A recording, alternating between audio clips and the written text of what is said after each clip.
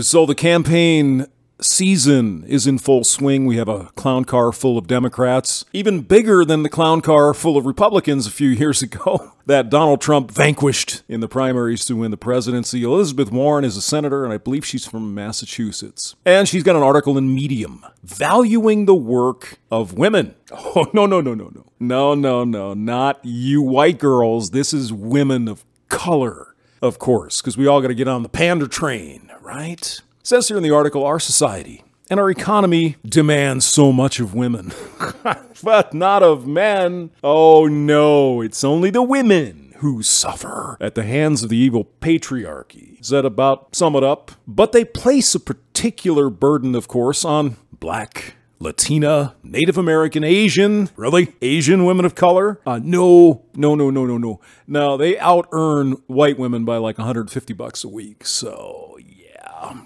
Go pander somewhere else. Now, it's interesting. More than 70% of Black mothers and more than 40% of Latina mothers are the family's sole breadwinners, compared to less than a quarter of white mothers. Okay, 70% of Black kids in the United States are born out of wedlock. 50-some% of Latina kids in the United States born out of wedlock.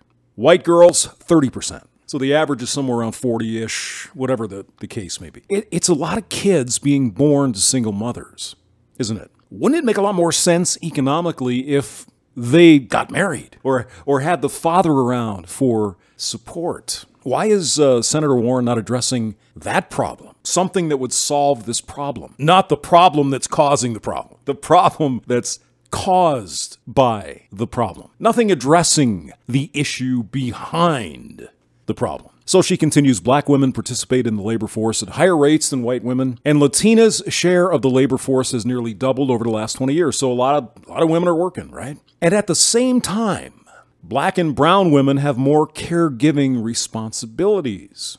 Well, they're having a lot of single mother babies, baby mamas, all kinds of them all over the place. 70% of Black children born out of wedlock, guys. So it says here Black and now it's Latinx, or is it Latinx? They are spending 50% more hours a week on caregiving than you evil white women's. While millions of families count on, now we're back to Latinas and Black women to deliver financially, they face a steep climb to provide that financial security.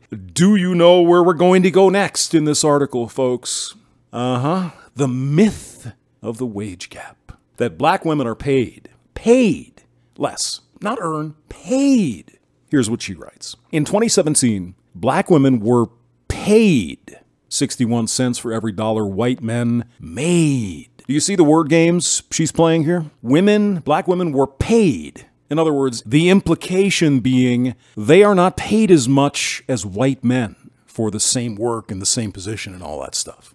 Native American women made 58 cents to a white man's dollar. Made. Notice we went from paid. Now Native women made, which is getting closer to reality. Made, how many hours did they put in? Stuff like that. 58 cents. And Latinas earned. Now we're at earned. Okay, we went from paid, then we went to made, and now we're earned, which is the correct answer. Earned. It's an earnings gap. You might notice, though, she doesn't say anything about Asian women who out-earn everybody except white men. Asian men who earn $400 more a week compared to a white woman. No. We cannot talk about that because it's all about whitey, because whitey is evil and the patriarchy. And so she's got some ideas here, some executive orders to, I guess, close the pay gap, which doesn't exist. At least not the way they define it. So there's another story here. This is in the Daily Wire.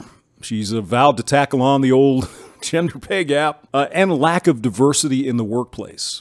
In her Medium post, she's going to executive order and, whatever. They have to pander. Now, I used to work with a guy, and he used to say, why is it the major parties always go to the wings? And they make such a big stinking deal out of the wings. The anti-abortion, pro-life people, the abortion people. 12% of the population is Black right? And they're only talking about 6%. What about black men? What about the earnings power of a black man? Do we ever hear that there's some kind of earnings gap between a black guy and a white guy or a Hispanic? No, because men do not matter. Most of the people that voted, especially men, are probably going to vote for Donald Trump again, right? So it's real difficult to change the thought process. And I don't want to say that women don't logically approach this stuff, but women tend to use emotion, right? Oh my God, Donald Trump is going to take away abortion. And it's, oh my God.